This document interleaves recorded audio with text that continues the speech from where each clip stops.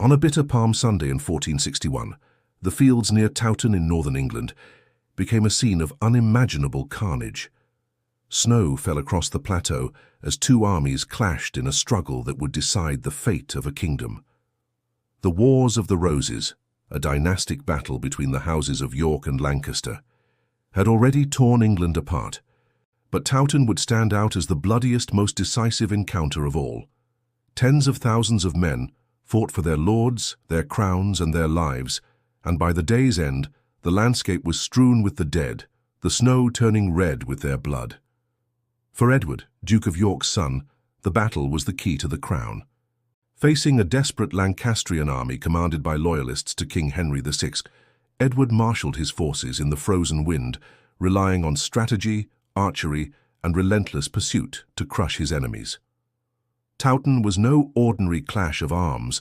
It was a massacre, a turning point that would secure Edward IV's kingship and reshape the English nobility, leaving scars on the land and on the memory of a nation. This is the story of Towton, a tale of ambition, loyalty, and devastation. From the march of armies across snowbound fields to the desperate cries of men in battle, from the fall of nobles to the survival of a kingdom, we trace, step by step, the events that made Towton, England's bloodiest battle, and one of the defining moments of the Wars of the Roses. In the bleak chill of an English March, the year 1461 bore down upon a kingdom riven by civil strife. England was a land in turmoil, torn apart by dynastic rivalries that had already consumed decades of its history. The Wars of the Roses, named long afterward for the symbols of Lancaster and York, were less a single war than a protracted struggle, a shifting contest of loyalties, ambitions, and desperate battles. By this time, the Lancastrian King Henry VI had long since shown himself incapable of ruling effectively, plagued by bouts of madness and unable to keep his realm at peace. Opposing him, the Yorkist claimant, Edward, Duke of York's son, was now determined to secure the crown by force. Out of this turbulent contest arose the clash that would be remembered as England's bloodiest battle, fought in snow and blood upon a windswept plateau at a place called Towton. The events leading to Towton were already drenched in violence. At Wakefield in 1460, Richard, Duke of York, had been slain, his head fixed upon the walls of York with a mocking paper crown. His son, Edward, inherited not only his titles, but his cause. A tall, commanding figure, Edward rallied Yorkist forces with a vigour his father had lacked. By early 1461, he had marched to victory at Mortimer's Cross, defeating a Lancastrian army in Wales, where a parhelion, 3 suns in the sky, was seen, interpreted as a divine omen of his destined kingship. Almost simultaneously, the Yorkist cause suffered a blow at the Second Battle of St. Albans, where Margaret of Anjou, Henry's formidable queen, reclaimed her husband, but alienated many by allowing her troops to loot and terrorize the southern counties. As Edward pushed north, London opened its gates to him. There, in a dramatic gesture, he was proclaimed King Edward IV, though the crown was far from secure. To truly claim the throne, Edward needed more than a proclamation. He needed to crush the Lancastrian army, the vast host gathering around Henry and Margaret, waiting upon the open fields near York. Here, in the bitter cold, tens of thousands prepared for the decisive clash that would settle the kingdom's fate. The two forces converged upon Towton. Estimates of their size differ, as with all medieval battles, but chroniclers speak of an extraordinary scale.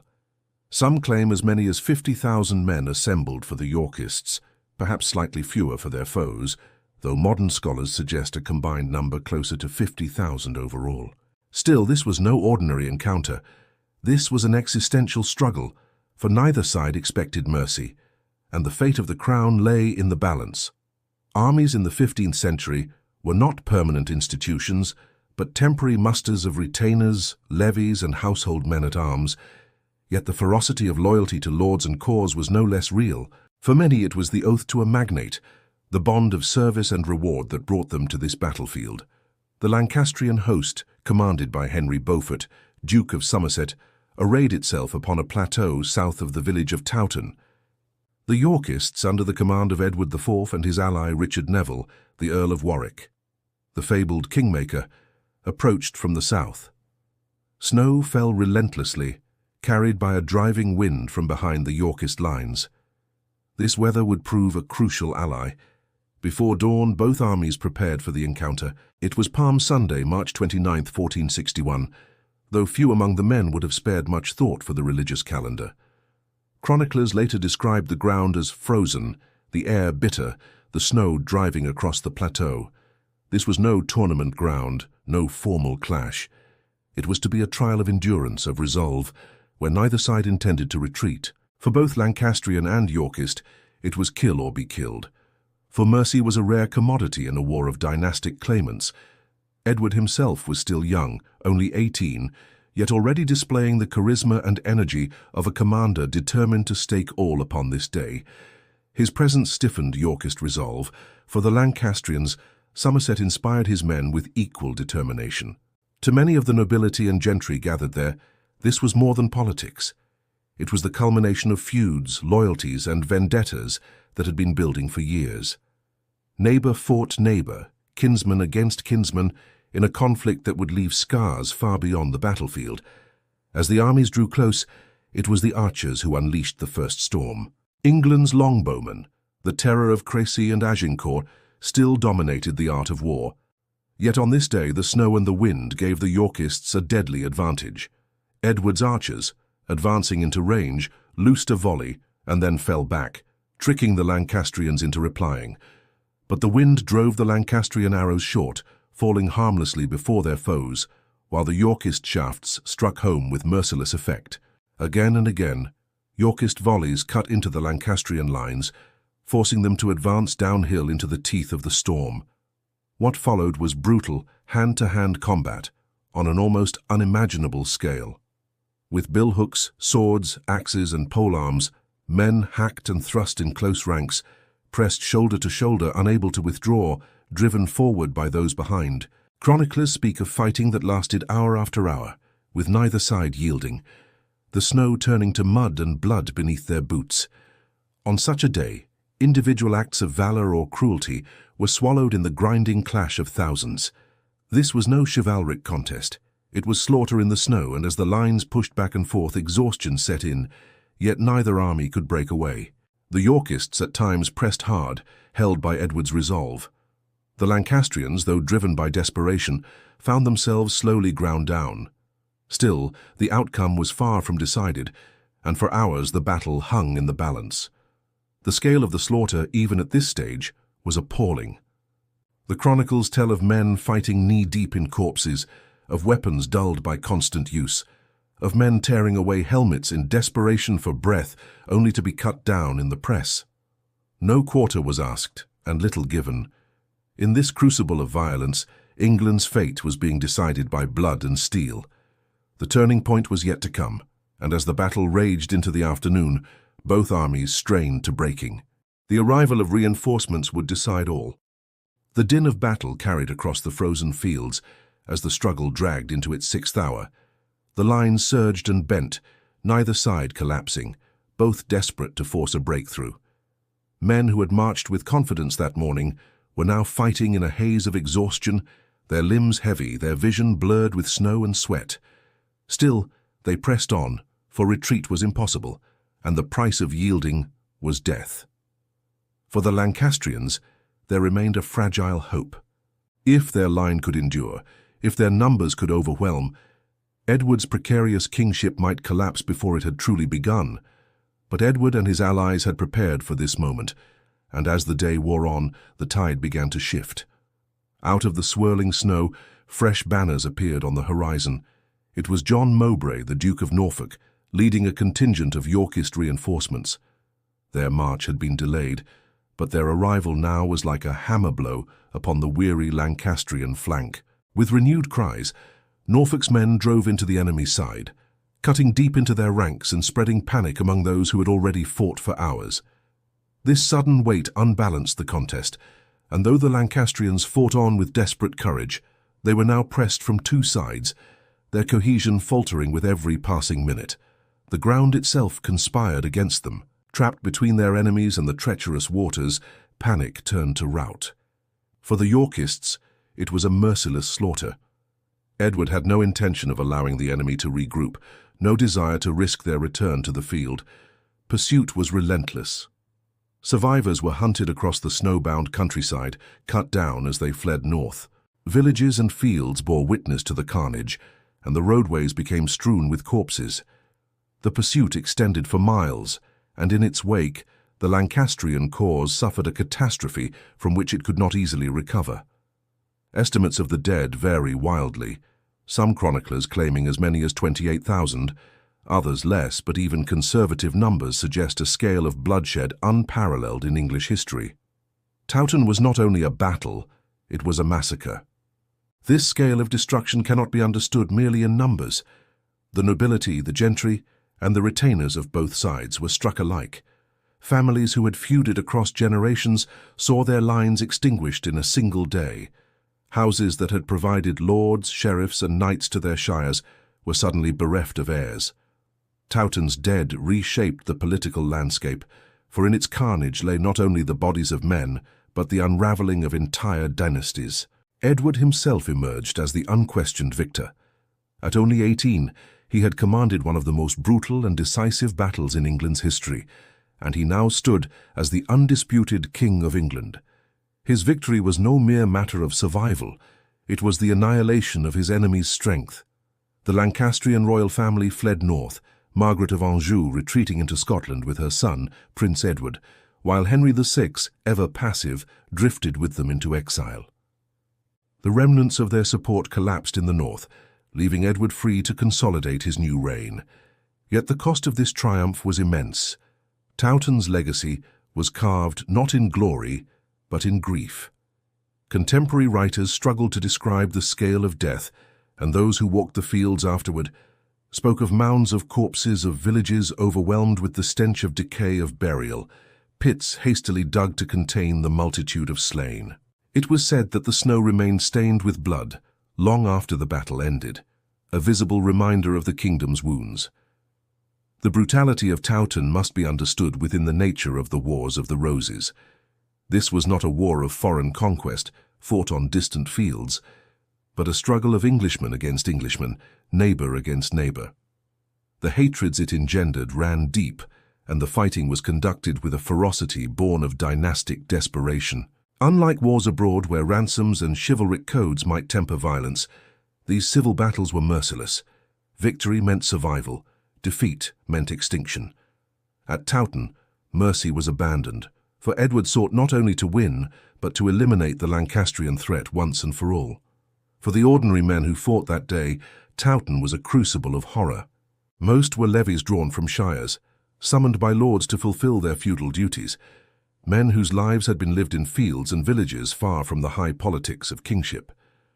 They found themselves caught in a storm of arrows, crushed in the press of bodies, hacking with billhooks and polearms in desperate attempts to survive. Few would have understood the intricacies of dynastic legitimacy, but all knew the terror of combat, the weight of survival, and the anguish of seeing comrades fall beside them.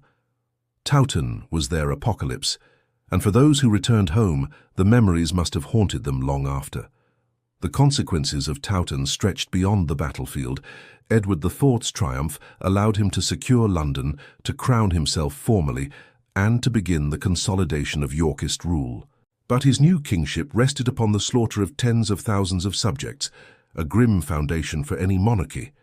The realm was weakened, its nobility thinned, its shires scarred by loss.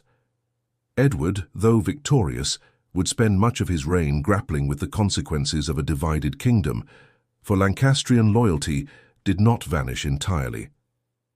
Even in exile, Margaret of Anjou plotted, and Henry VI, though weak, remained a figurehead for resistance. Towton had decided the crown for the moment, but the Wars of the Roses were far from over. In the years that followed, the memory of Towton loomed large. Chroniclers and poets described it as unmatched in scale and savagery. It became a symbol of civil war's destructiveness, a warning of the price of ambition. Archaeological finds in later centuries, mass graves unearthed near the battlefield, confirmed the sheer violence of the clash, with skeletons bearing the marks of sword cuts, axe blows, and arrow wounds. The bones themselves told the tale. Men struck down in the frenzy of combat, many with multiple wounds, evidence of the merciless pursuit that followed the rout. Thus, Towton entered the annals of England as its bloodiest battle, a grim testament to the cost of dynastic conflict. Yet even in its aftermath, the kingdom could not rest. The rivalries that had led to this day would continue to simmer, for the roots of the conflict lay not only in disputed succession, but in the ambitions and grievances of a fractured nobility. Towton had shattered the Lancastrians, but had not healed the kingdom, and the cycle of rebellion and reprisal would soon return. As Edward IV basked in his victory, as London prepared to celebrate its new king, the shadow of Towton lingered. It was a triumph stained with blood, a victory purchased at the highest possible cost. The battlefield itself remained a graveyard, a silent witness to a day when England had turned upon itself with a fury unmatched in its history. In the weeks that followed the battle, the fields of Towton lay heavy with silence. Snow melted to reveal heaps of the fallen, their armor rusting, their faces obscured, a reminder to all who passed of the cost of ambition. Peasants from nearby villages, pressed into service, dug mass graves to contain the multitude. It was said that so many were buried that spring that the earth itself seemed unsettled, sinking under the weight of the dead. Stories of the carnage spread across the realm, carried by travelers, priests and soldiers returning home. And everywhere they went, they carried with them the certainty that a new king had seized England by the sword. Edward IV wasted little time in turning this battlefield triumph into a secure reign. Riding south from the north, he entered London as a conqueror, hailed by crowds who had already shown him their favour. Only weeks before, they had proclaimed him king within the city's walls, and now, with Towton behind him, their choice seemed vindicated. The crown placed upon his head was not merely a symbol of inheritance, but of conquest, of a kingship established through the annihilation of his foes. Yet Edward was not content with symbolism alone. He set about consolidating his power, rewarding allies, and punishing those who had dared oppose him. The political landscape had shifted dramatically. Lancastrian magnates who had stood against him lay dead at Towton, their titles extinguished or stripped away. Those who survived fled into exile with Margaret of Anjou and the young Prince Edward, clinging to hope beyond the border in Scotland and across the seas in France. Their absence gave Edward room to maneuver. Vast estates, confiscated from his enemies, were redistributed to loyal supporters, most notably to his cousin Warwick, the kingmaker, whose influence at court grew to towering proportions. This redistribution was not only a matter of reward, but a deliberate strategy to bind the nobility to the new regime. By granting land and wealth, Edward ensured that his victory was shared, and his rule was underpinned by loyalty rooted in tangible benefit. Yet no matter how secure his grip seemed, the shadow of the Lancastrian cause remained. Margaret of Anjou was not a woman easily cowed by defeat. Fierce, determined and resourceful, she sought allies wherever she could find them. In Scotland, she secured a tenuous alliance, promising towns and lands in exchange for military aid. In France, she appealed to her kinsmen, hoping to leverage the ancient ties of the Valois line. Her young son, Prince Edward, though still a boy, was paraded as the rightful heir, a living emblem of the Lancastrian cause. Though Towton had shattered her armies, Margaret refused to surrender her ambitions, and this persistence meant that Edward's reign would never truly be free of challenge. The English people, meanwhile, were left to reckon with the devastation of civil war. For those in Yorkshire and the northern shires, Towton was no distant affair, but a calamity that had claimed fathers, brothers, and sons.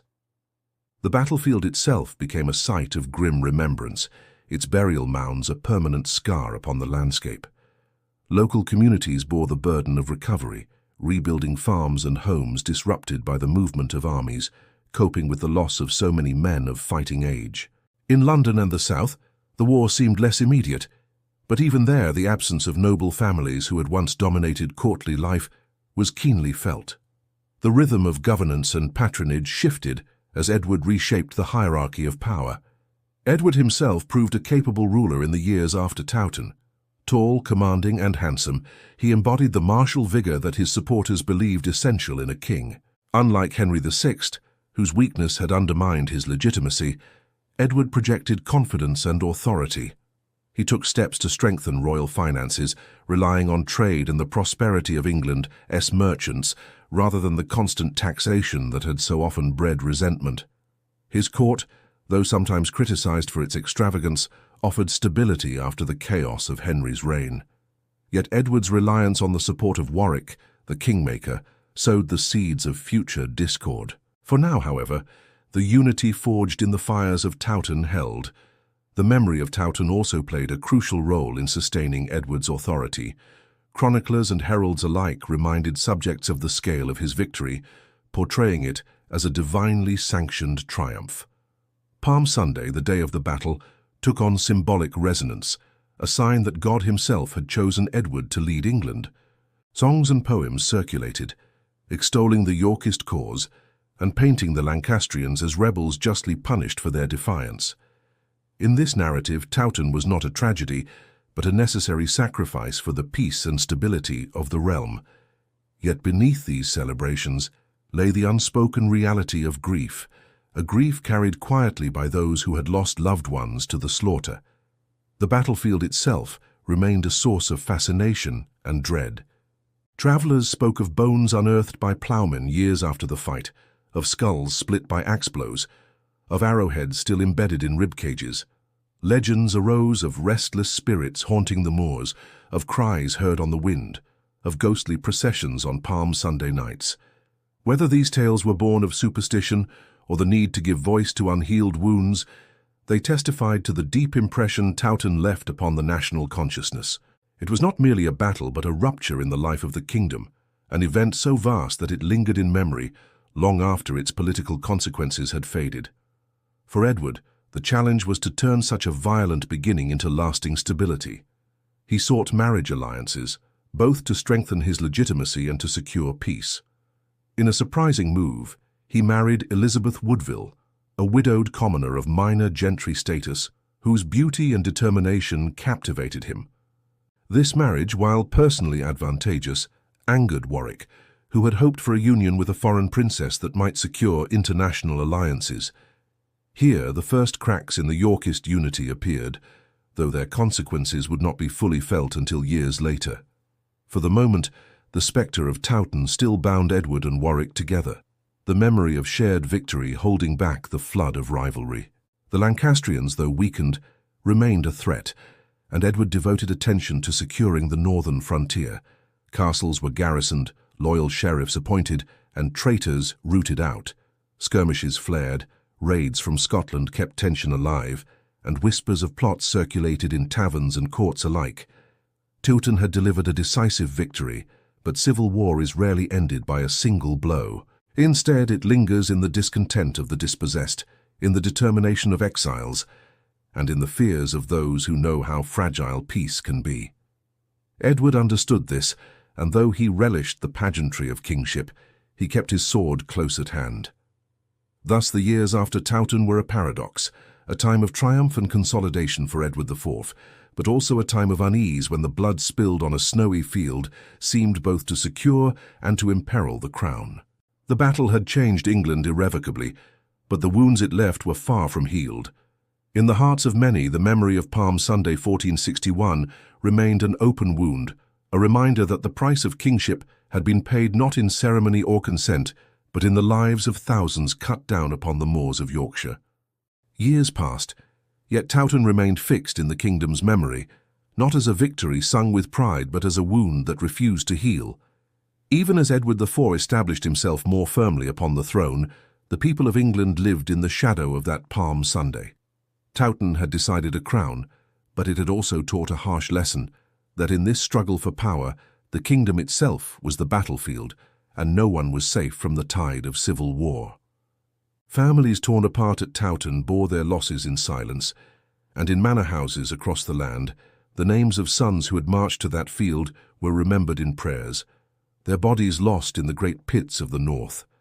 Veterans who had fought knee-deep in snow and blood returned home changed men, their stories whispered by the hearth or carried to the alehouse in fragments too grim for telling. These tales, passed from mouth to mouth, turned Towton into legend, part history, part nightmare, always remembered as the day England tore itself apart. Edward IV, despite his vigor, ruled a realm that bore the deep fractures of war. He sought to heal them with displays of majesty and the stability of good governance, but the wounds were too raw for quick repair. Warwick the Kingmaker, once his greatest ally, began to resent the power of the Woodvilles, Edward's in-laws, whose sudden rise threatened his dominance. The harmony forged at Towton cracked under the strain of personal rivalry. In time, Warwick himself would turn against Edward, even restoring Henry VI briefly to the throne in a remarkable reversal of fortune. Thus, the triumph of Towton, so complete in its day, could not prevent the wheel of fortune from turning again. The Lancastrian cause, though broken, was never truly dead. Margaret of Anjou, relentless in her pursuit of her son's inheritance, continued to plot from exile. Henry VI himself remained a melancholy figure, a king in name only, his mind clouded by weakness, his person a pawn for those who sought to wield him. Yet among the disaffected nobility and the northern commons, there remained a reservoir of sympathy for the old line, a sense that Edward's kingship had been born in bloodshed too great to ignore. The memory of Towton was both a triumph for York and a rallying cry for Lancaster, for the dead demanded vengeance as much as they proclaimed victory. Towton's influence reached further still, shaping the very nature of the Wars of the Roses. Before 1461, the conflict had been a contest of claimants, a struggle of legitimacy. After Towton, it was personal. Families had been annihilated, estates lost, and blood debts carved deep into the fabric of noble society. Each skirmish that followed, each rebellion and reprisal, carried with it the echo of Towton, the knowledge that England had already endured the worst and could endure it again. Violence had become not an aberration, but the accepted cost of politics. The land itself bore witness. Generations later, farmers ploughing the fields around Towton unearthed bones and fragments of armor, grim relics of that fateful day. Even in modern times, excavations have revealed the brutality of the encounter. Skulls split by sword and axe, skeletons with multiple wounds, evidence of men cut down while fleeing, their injuries testifying to the merciless pursuit. Archaeologists speak of Towton as a slaughter unmatched in medieval Europe, and in their findings, we see the truth behind the chronicles. The field was no place of knightly honor, but a charnel ground, where humanity dissolved into desperate violence. It established Edward IV as one of the most formidable rulers of his age, a king who had seized his crown with his own hands and held it by right of conquest. His reign, though troubled by rebellion, brought periods of relative stability, and his reliance on trade and the support of London merchants marked a shift in the basis of royal power. Towton had destroyed many of the old noble families, allowing Edward to reshape the aristocracy, elevating new men whose fortunes rose with the Yorkist crown. The balance of power in England tilted, not toward a single dynasty alone, but toward a new relationship between crown, nobility, and the growing influence of commerce. Yet even Edward's achievements could not escape the curse of civil war. His early death left the crown to his young son, Edward V, whose brief reign was cut short by the ambitions of Richard, Duke of Gloucester, better known to history as Richard III. The Wars of the Roses, reignited after Edward's death, culminated in the rise of Henry Tudor, whose victory at Bosworth in 1485 ended the conflict and began a new dynasty. In that final act, Towton's legacy lived on, for the Tudors built their claim not only on lineage but on the exhaustion of a realm weary of bloodshed.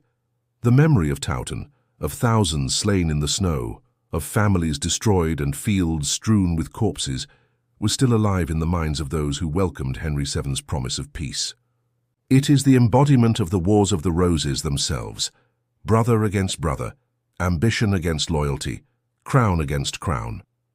It reveals the fragility of medieval kingship, the peril of dynastic disputes left unresolved.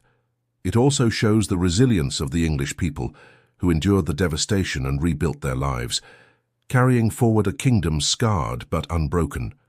The moors of Yorkshire still hold the silence of that day. The burial pits lie hidden beneath the earth, but the bones within bear eternal witness to the fury of civil war. Towton was England's bloodiest battle, not only in numbers but in the weight of its consequence. It changed the course of the nation, decided a crown, and left behind a memory of horror that outlived the men who fought there. In the end, Towton is a story of ambition and desperation, of triumph purchased at a price too great to measure. Edward IV emerged as king, but his crown was heavy with the blood of his countrymen. The Lancastrians lost their strength, but not their resolve, ensuring that the wars would continue until the kingdom found peace not in victory, but in exhaustion. And for those who walked away from that field, the snow turning red in their memories, it was a reminder that the struggle for power is never abstract, but always written in the lives of men. So when we speak of Towton, we speak not only of a battle, but of a nation at war with itself. We speak of dynasties locked in mortal combat, of ordinary men swept into struggles far beyond their choosing, of a kingdom learning through tragedy the true cost of division. Towton was England's bloodiest day, and though centuries have passed, its echoes still carry, whispering through the fields where once the fate of a crown was decided in the snow and the blood of thousands.